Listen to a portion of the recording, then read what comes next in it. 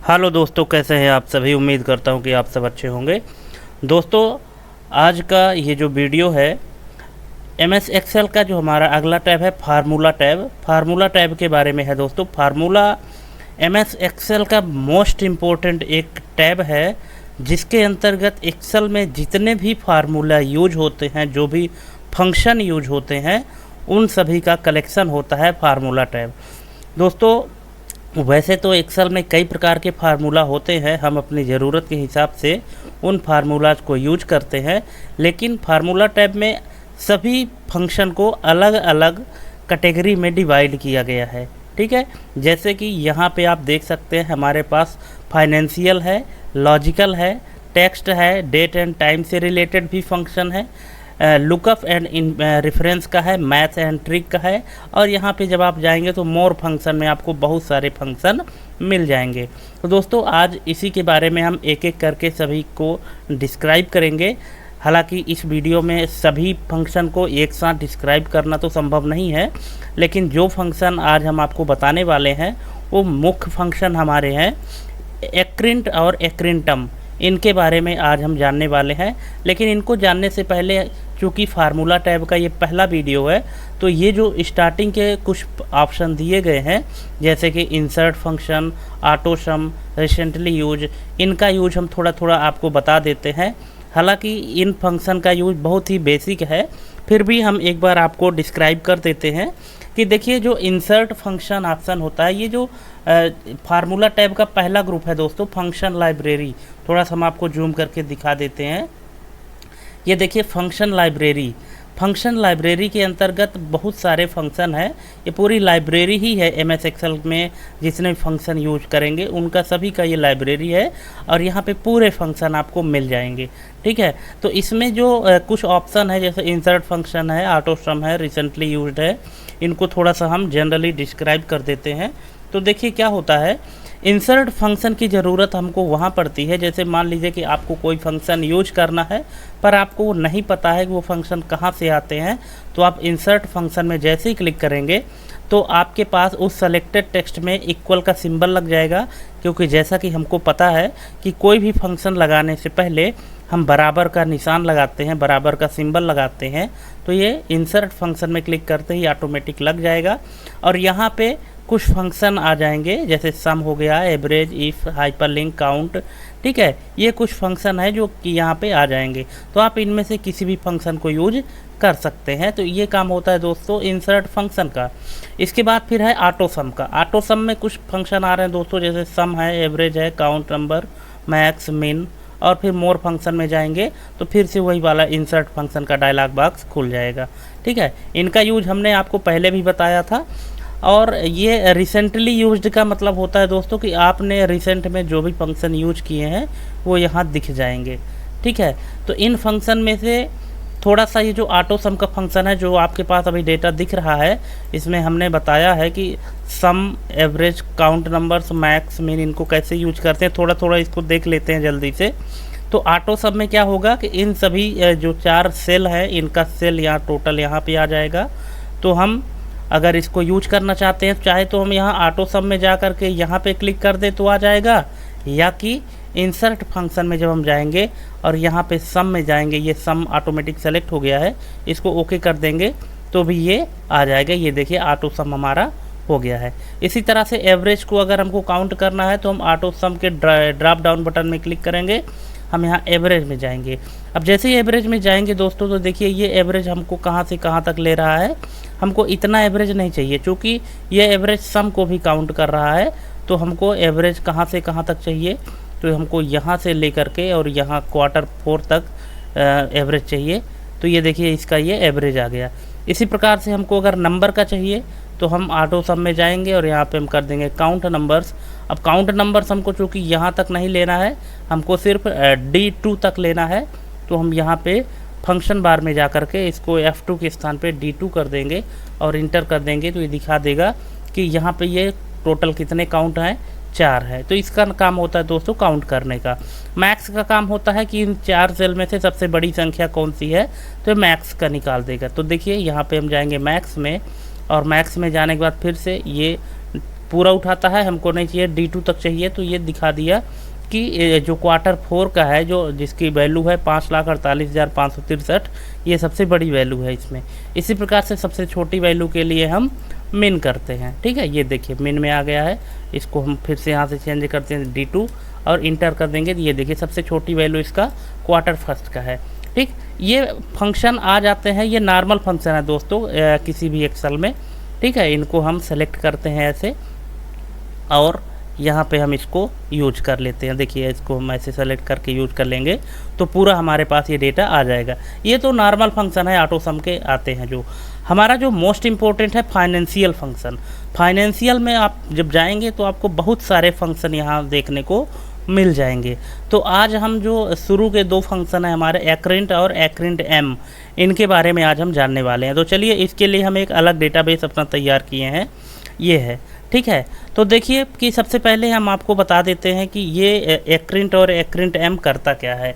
देखिए एक्रिंट फंक्शन जो होता है, एक्रिंट 2 शब्दों से मिलकर बना हुआ है। एक्यूर्ड प्लस इंटरेस्ट, एक्यूर्ड प्लस इंटरेस्ट मिलकर बना है एक्रिंट। इसका मतलब होता है कि जब कोई व्यक्ति किसी से उधार पैसा लेता है या किसी को उधार पैसा देता है तो उस पैसे को हम इंटरेस्ट के रूप में लेते हैं कि उसमें जो ब्याज लगेगा वो कितने % की ब्याज लगेगी और किस डेट को हम दे रहे हैं और किस डेट से हम ब्याज लेना शुरू करेंगे और वो व्यक्ति जो कर्ज ले रहा है या कर्ज दे रहा है वो हमारा पैसा कब चुकाएगा। ठीक है, ये सारी जानकारी इसमें रहती है और कितने % के दर से वो ले रहा है या दे रहा है और मूलधन हमारा कितना है। ठीक है, और वो जो देने का उसका तरीका है वो क्या है, वार्षिक देगा कि अर्धवार्षिक देगा कि त्रैमासिक देगा। वार्षिक मतलब एनुअल, अर्धवार्षिक यानी सेमी एनुअल और त्रैमासिक यानी क्वार्टर। ठीक है, तिमाही देगा, 3 महीने में एक बार उसका इंटरेस्ट देगा कि 6 महीने में एक बार देगा कि 1 साल में एक बार देगा। ठीक है, और जो बेसिस होता है दोस्तों, तो बेसिस का मतलब होता है उपयोग के लिए दिन गणना का आधार, जैसे 360 दिन, 365 दिन।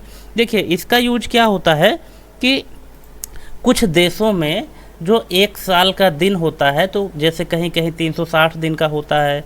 ठीक है, कहीं कहीं 365 दिन होता है। जैसे अगर आप US की बात करें तो अमेरिका में 360 दिन होता है, अपने इंडिया में 365 दिन होता है। तो ये बेसिस होता है कि किस बेसिस पर हम उसको इंटरेस्ट को काउंट करेंगे। ठीक है, तो देखिए आप समझ गए होंगे इशू डेट क्या होता है कि जिस डेट को हमने उधार पैसा दिया है या लिया है।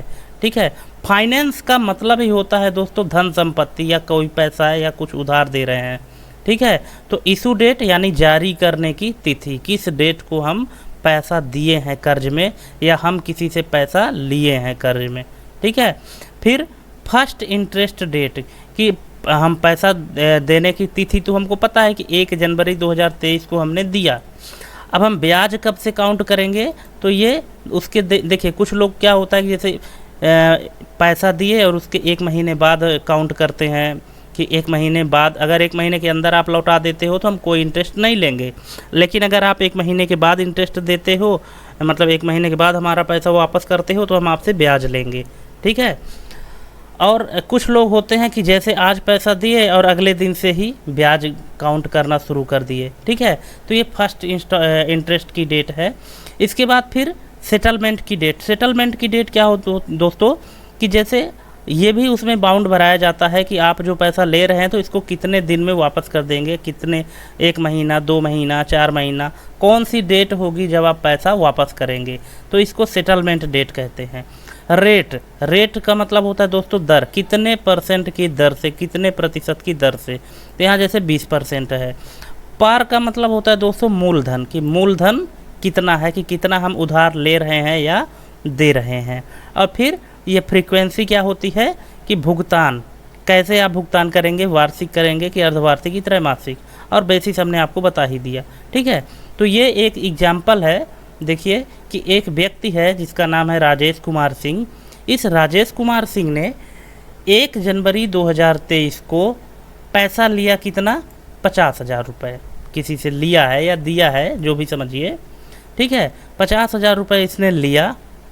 इसका जो ब्याज काउंट होना शुरू हुआ है वो 2 जनवरी 2023 से शुरू हुआ है। इसने क्या बोला कि हम ये पैसा कब वापस करेंगे, 1 जनवरी 2024 को वापस कर देंगे, माने 1 साल बाद। 1 जनवरी 2023 को लिया था और 1 जनवरी 2024 को ये वापस करेगा। ठीक है, कितना अमाउंट है, 50,000 रुपये है। कितने परसेंट की दर से, 20% की दर से। और इसने बोला कि हम अर्धवार्षिक यानी 6 माही हम क्या देंगे, इंटरेस्ट देंगे। देखिए यहाँ पे जो फ्रीक्वेंसी है, अगर आपको वार्षिक में लेना है तो आपको 1 लिखना पड़ेगा, अगर आप अर्धवार्षिक ब्याज काउंट करेंगे तो 2 लिखना पड़ेगा, और त्रैमासिक अगर कर रहे हैं तो उसके लिए 4 लिखना पड़ेगा। ठीक है, तो ये क्या बोला कि हम अर्धवार्षिक देंगे। ठीक, इसके बाद बेसिस, अब कहाँ के आधार पर, जैसे भारतीय दिन के आधार पर तो 365 दिन होते हैं एक साल में, तो हाँ, हम अगर इंडियन या 365 दिन के हिसाब से काउंट करेंगे तो 3 लिखेंगे। अगर आप 360 लिखना चाहते हैं तो यहाँ पे आपको 0 लिखना पड़ेगा। ठीक है दोस्तों, इतना ध्यान रखिएगा। अब हम यहाँ पे एक्रिंट को काउंट करते हैं। देखिए कैसे, तो सबसे पहले हम बराबर का निशान लगाते हैं, लिखते हैं यहाँ पे एक्रिंट, और जैसे ही आप एक्रिंट को टैप किए तो यहाँ पे देखिए टूल टिप टेक्स्ट में यहाँ पे सबसे पहले आ गया इशू में यहाँ पे लिखा हुआ इशू डेट, तो हम इसमें क्लिक कर देंगे। ठीक है, फिर कॉमा लगाएंगे, फिर क्या आ रहा है, फर्स्ट इंटरेस्ट की डेट क्या है, 2 जनवरी 2023। ठीक है, फिर कॉमा लगाएंगे, फिर बोल रहा है सेटलमेंट कब होगा इसका, 1 जनवरी 2024 को सेटलमेंट होगा। फिर कॉमा लगाएंगे, रेट पूछा है, रेट क्या है, रेट हमने बता दिया 20% है, कॉमा, और पार क्या है इसका, 50,000 का है, मतलब मूलधन। इसके बाद फ्रीक्वेंसी में क्या है कि आप कैसे इसका भुगतान करोगे, इसका जो ब्याज होगा तो किस तरह से भुगतान करोगे, तो इसने बोला अर्धवार्षिक, तो या तो आप यहाँ 2 लिख दो, या कि नहीं लिखना है तो इसका सेल एड्रेस दे दो, तो इसमें जो भी वैल्यू रहेगी ये इसको फाइंड कर लेगा। ठीक है, कॉमा, बेसिस क्या होता है कि बेसिस के अंतर्गत कि कहाँ भारतीय मुद्रा के हिसाब से या 365 दिन के आधार पर काउंट करोगे या कि 360 दिन के, तो हमने बोला 365 दिन यानी भारत के, इंडिया के हिसाब से, तो यहाँ पे 3 काउंट कर देते हैं। ठीक है, इसके बाद यहाँ पे एक और है काल्क मेथड में क्या होता है दोस्तों, ट्रू या फॉल्स करना है, और अगर आप, ये ऑप्शनल है इस फंक्शन में। ठीक है, अगर आप इसको नहीं करते हैं तो भी ये काउंट कर लेगा। अगर आपको ट्रू लिखना है तो 1 लिख दीजिए, फॉल्स लिखना है तो 0 लिख दीजिए, है ना। हालांकि आपको इस फंक्शन से तो वैल्यू काउंट ही करना है, इसलिए आपको ट्रू रखना है, नहीं रखना है तो आप छोड़ दीजिए, कोई दिक्कत नहीं है ना, ये ऑटोमेटिक इसको काउंट कर लेगा। इसको फिर ब्रैकेट क्लोज करिए और इंटर बटन प्रेस करिए। ठीक है, ये देखिए जैसे ही आप इंटर बटन प्रेस करेंगे तो यहाँ पे इसकी टोटल वैल्यू आ गई है, कितना, 10,041 रुपये। ठीक है, 10,041 रुपये आपको अर्धवार्षिक में इसका ब्याज देना पड़ेगा 20% की दर से। ठीक है, अब मान लीजिए कि अगर हम इसको त्रैमासिक करते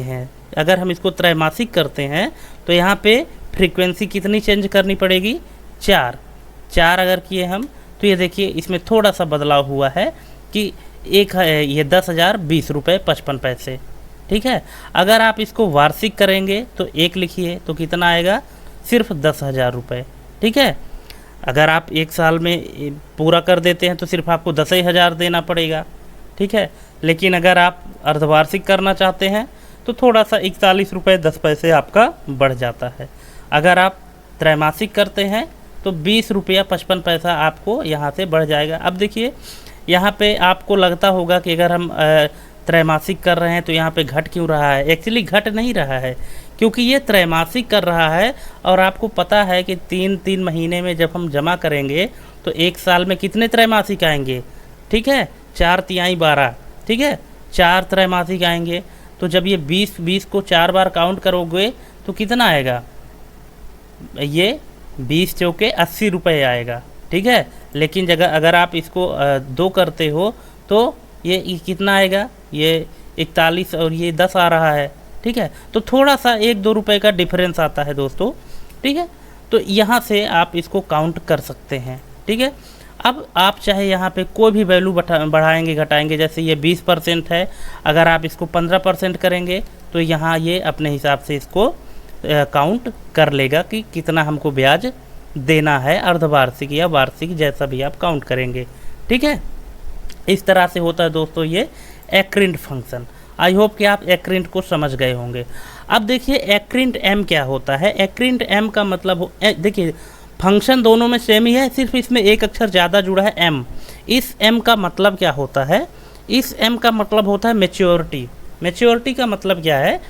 मैच्योरिटी का मतलब है कि जो आपने जिस डेट को आपने पैसा उधार लिया है और जिस डेट को आपने पैसा देने के लिए बोला है, मतलब इशू डेट और सेटलमेंट डेट, बीच में कोई भी डेट नहीं। ठीक है, मतलब कि आप जब लिए हैं तब और जब देंगे तब, मतलब 1 साल बाद या जब भी आपका मैच्योरिटी कंप्लीट होगा तब आपको अगर एक बार में मैच्योरिटी में इंटरेस्ट काउंट करना हो, उसके लिए आपको एक्रिंट एम फंक्शन का यूज करना पड़ता है।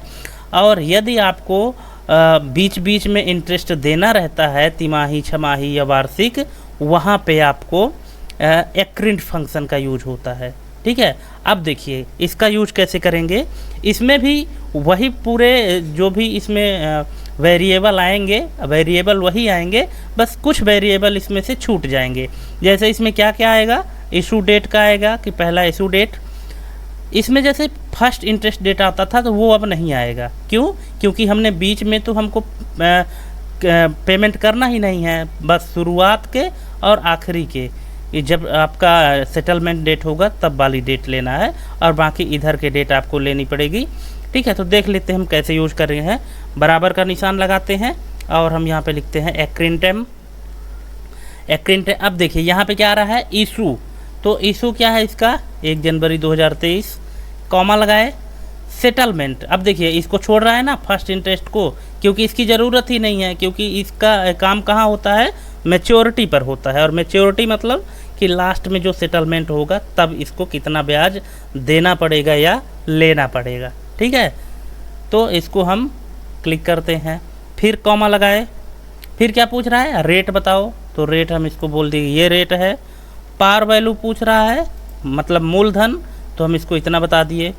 बेसिस पूछ रहा है, अब देखिए ये भी नहीं आएगा, फ्रीक्वेंसी इसमें नहीं आएगा, क्योंकि ये ऑटोमेटिक किस में काउंट करेगा, वार्षिक में ही काउंट करेगा। मतलब जब आपका सेटलमेंट होगा तभी काउंट करेगा, बीच में कोई भी काउंटिंग नहीं होगी, इसलिए फ्रीक्वेंसी को भी छोड़ रहा है। बेसिस पूछ रहा है तो हम बेसिस बता देते हैं कि हम इंडियन के हिसाब से करेंगे, इंडियन अकाउंटिंग के हिसाब से, जिसमें 365 दिन काउंट होता है। ठीक है, इतना करने के बाद हम इसको ब्रैकेट क्लोज करते हैं और कर देते हैं इंटर। ठीक है, अब देखिए इसका क्या है कि टोटल इसको 1 साल में या जब भी इसकी मैच्योरिटी कंप्लीट होगी तो इसको कितना देना पड़ेगा, 7500 रुपये देना पड़ेगा। ठीक है, इसी तरह से अगर हम इसको 1 वर्ष में कंप्लीट कर दें तो इसको अभी देखिए 7500 हो गया। अब मान लीजिए कि अगर हम इसको अर्धवार्षिक करते हैं तो कितना हो गया, 7530 रुपये 82 पैसा। लेकिन एक्रिंटम में कोई बदलाव नहीं हुआ है। क्यों? क्योंकि एक्रिंटम क्या है कि वो इशू डेट से सेटलमेंट डेट तक के बीच का ही काउंट कर लेता है, बीच में उसको कोई भी इंटरेस्ट काउंट करने की ज़रूरत नहीं होती है। तो यही अंतर होता है दोनों ये एक्रिंट और एक्रिंट एम में। एक्रिंट क्या है कि वो तिमाही, 6 माही और वार्षिक में जो ब्याज लेना देना होता है उसको काउंट करता है, और जो एक्रिंट एम होता है वो इशू डेट से जब हम आपकी मैच्योरिटी पूरी होती है, जब आपका सेटलमेंट डेट आता है, वहाँ तक का डायरेक्ट क्या है कि आपका इंटरेस्ट काउंट कर देता है। ठीक है, तो यही अंतर होता है दोस्तों एक्रिंट और एक्रिंट एम में। आई होप कि आप लोग अच्छे से समझ गए होंगे। अब इसको आप यहाँ से पकड़ के ड्रैग एंड ड्रॉप कर दीजिए तो इन सब की वैल्यू यहाँ से आ जाएगी, ये देखिए। ठीक है, तो आई होप कि आप लोग अच्छे से समझ गए होंगे दोस्तों कि इसमें कैसे काम करता है। और देखिए एक बार में आप समझ में नहीं आएगा आपको, इसलिए आप साथ में प्रैक्टिकल भी करते चले तो आपको और अच्छे से समझ में आ जाएगा कि एक्रिंट और एक्रिंट एम क्या होता है, इनकी ज़रूरत हमको कहाँ पड़ती है। दोस्तों जब भी आप किसी भी, जैसे कि मान लीजिए कोई ऐसी कंपनी में जाते हैं जो लोन प्रोवाइड करती है, या कि कोई एजेंसी में जाते हैं, ठीक है, जो इंटरेस्ट पे या कि मान लीजिए कि फाइनेंस पे गाड़ी फाइनेंस कराते हैं ना, ठीक है, कोई ना कोई कंपनी उनको सपोर्ट करती है, ठीक है। जैसे कहते हैं कि हम गाड़ी फाइनेंस कराए हैं, कैश में पूरा नहीं लिए, फाइनेंस कराए हैं, तो क्या होता है कि जो फाइनेंस करती है जो कंपनी, वो अपना जो लोन है वो इसी तरह से काउंट करती है, ठीक है, कि हम इतना इसका डाउन पेमेंट था, बाकी का पेमेंट हमने किया है, और ये हमने उनको एक बता दिया है कि आपको तिमाही इतने रुपए जमा करना पड़ेगा, ठीक है। और इसी तरह से वो हिसाब लगाते हैं कि इतने % की दर से, जैसे मान लीजिए कि कोई गाड़ी है जिसकी कीमत कितनी है, 1 लाख रुपए, ठीक है। इस गाड़ी की कीमत 1 लाख रुपए है, जो ख़रीदने वाला गया वो 20,000 रुपये जमा कर दिया है। बाकी का जो 80,000 रुपये है, तो 80,000 रुपये किसी कंपनी से उसने फाइनेंस करा दिया। तो वो फाइनेंस कंपनी क्या की कि 80,000 रुपये वो एजेंसी वाले को दे दी। अब जो व्यक्ति ऑनर है गाड़ी का, जिसने गाड़ी खरीदा है, फाइनेंस किया है, तो फाइनेंसियर कंपनी जो है तो 80,000 रुपये का लोन चढ़ा दी उस व्यक्ति के नाम से, और बोली कि हमको 1 साल के अंदर या जितने भी साल के अंदर हमको आप दोगे, सेटलमेंट डेट जो भी होगा, तो हम उसमें त्रैमासिक या अर्धवार्षिक आपको इतना जमा करना पड़ेगा। तो जैसे मान लीजिए कि हमने बताया कि 80,000 रुपये, कितना, 80,000 रुपये, ठीक है, 15% की दर से, 15% की दर से, ठीक है, त्रैमासिक 4 महीने में, एक तिमाही में आपको कितना जमा करना पड़ेगा, 12,024 रुपये 66 पैसे, ठीक है। तो इस तरह से काउंटिंग होता है दोस्तों किसी भी फाइनेंशियल इंटरेस्ट का, ठीक है। तो आई होप कि आप अच्छे से समझ गए होंगे, और यदि दिक्कत आती है कहीं समझने में तो आप हमें कमेंट के माध्यम से पूछ सकते हैं, हम आपकी ज़रूर मदद करेंगे। और दोस्तों ये मोस्ट इम्पोर्टेंट फंक्शन है एक्सेल का, बहुत काम का फंक्शन है जब भी आप कहीं फाइनेंशियल से रिलेटेड काम करेंगे एक्सेल में, तो ठीक है। तो चलिए अब इस फंक्शन को यहीं पे ख़त्म करते हैं, और मिलते हैं फाइनेंशियल का अगला फंक्शन एमॉर्टिजर्स और एमॉर्लिंक के बारे में। फाइनेंशियल में जितने भी फंक्शन है दोस्तों, मोस्ट इम्पोर्टेंट फंक्शन है। इस तरह से एक्सप्लेनेशन आपको पूरे यूट्यूब में नहीं मिलेगा, इसलिए आपको अगर एक्सेल में एक्सपर्ट बनना है तो आपको एक्सेल के फंक्शन तो आने ही चाहिए, ठीक है। इसलिए अगर आप चाहते हैं कि एक्सेल के सभी फंक्शन आपको आएँ, ज़रूरत पड़ने पर आप काम कर सकें, तो आप हमारे वीडियो में लगातार बने रहें।